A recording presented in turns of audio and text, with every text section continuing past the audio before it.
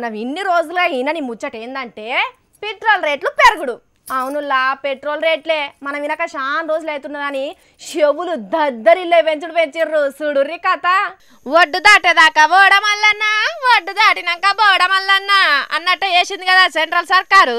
ఓట్లకు ముంగట పైసా తక్కువ వేసి ఓట్లు అయిపోయినాక ఓట్లకు ముంగట 1.9 పైసలు పెంచిందిలా పెట్రోల్ డీజిల్ మీద. మనం అదివరకే చెప్పుకున్నాం కదా, పెట్రోల్ రేట్లు తక్కువ చేసేది మన మీద ప్రేమ కొద్ది కాదు, ఓట్ల మీద ప్రేమ కొద్దే అన్నట్టున్నది అని చెప్పుకున్నాం కదా.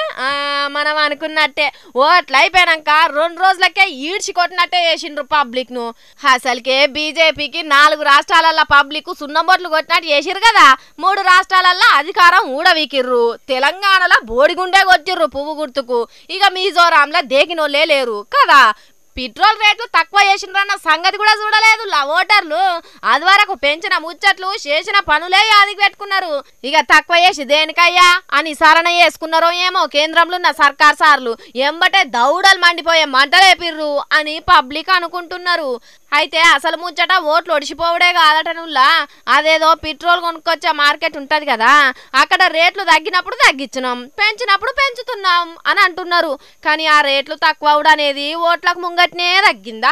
అది వరకు కూడా తగ్గింది, కానీ అప్పుడు ఎందుకు తక్కువ చేయలేదు అంటే సమాధానం మాత్రం లేదు. కానీ మొత్తానికి దగ్గర 2 నెలల తర్వాత పెట్రోల్ రేట్లు పెంచి షబాష్ అనిపించుకున్నారు.